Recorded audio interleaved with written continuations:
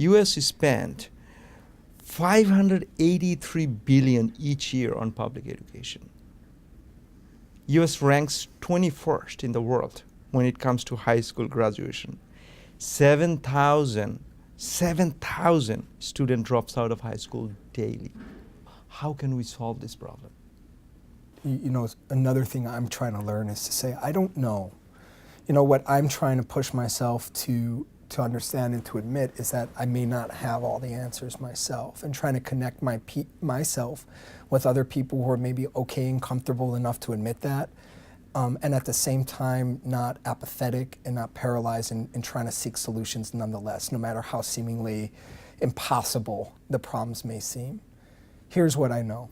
And you know, some of this is reinforced by the empirical evidence that you just shared. Some of it is reinforced by empirical evidence I've seen about the struggling nature of public education, of education in general. But what I know is this: we continue to utilize a model that did not work 7 centuries ago in medieval classrooms. We continue to utilize a model of education that didn't work 3.5 centuries ago based on, you know, Frederick the Great's Prussian model of education. And now we have access, because of modern technology, to really think differently about what that model looks like. And somehow we continue to insist on using and applying that same model.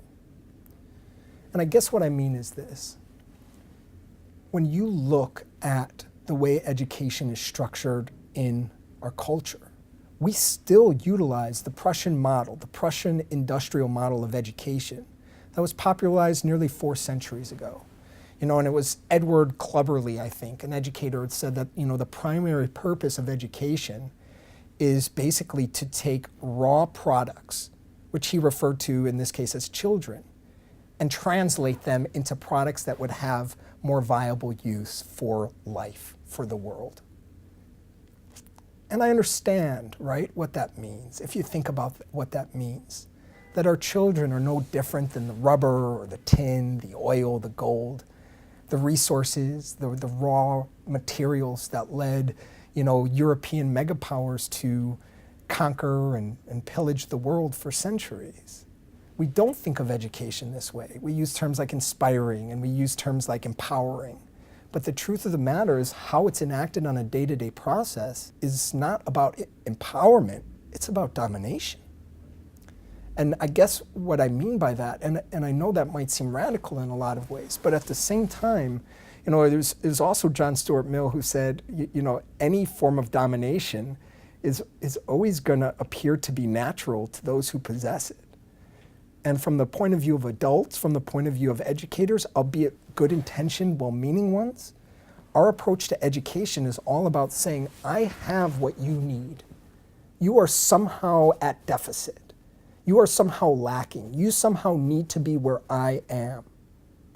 And when that's our approach, when that's our posture to education, not valuing what children are bringing to the table in the here and now, but thinking about how they're commodifiable products for some future industry, there's our problem right there.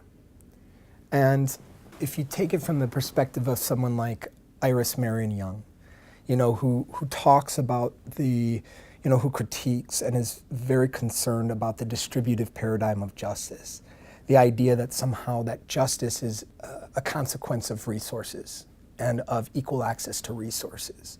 And what she talks about is how on our focus on resources, what that does is skews our conversation away from the heart of the matter, which is one of power and one of domination.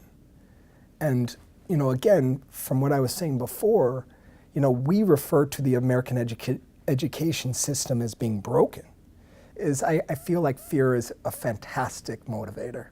And I feel like, you know, the only thing that sells better than sex is fear. You know, so every city you go to, you know, you hear how terrible the water is and you hear how dangerous it is. And we live in this constant state of panic because what that does is it makes people more willing to be accepting of what you're told to do in order to stay safe. And from my point of view, I think the fear about education in the United States, what's working, what's not working, it's a manufactured crisis in some ways. It's a talking point for politicians. It's a way for people to get elected and talk about the kids. But with all due respect, I think the education system in our country is doing exactly what it was intended to do, which is keep a constant class of people without access to resources, life opportunities, and situations in which they're empowered to really make a difference and to work towards justice and create a more equitable and fair society. So again, I think it depends on what you view the purpose of education to be. If the purpose of education is to, make sure that students are knowledgeable and, experts in specific subject areas, then you teach a certain way. If you believe that, the point of education is to cultivate and develop critical-minded, critical-thinking, lifelong learners, then you teach a different way. But if the real goal in the end is to keep a society in place and to keep things going the way that they've always been, without much change or much opportunity or possibility for profound transformational change, then let's be honest, our school's working damn fine.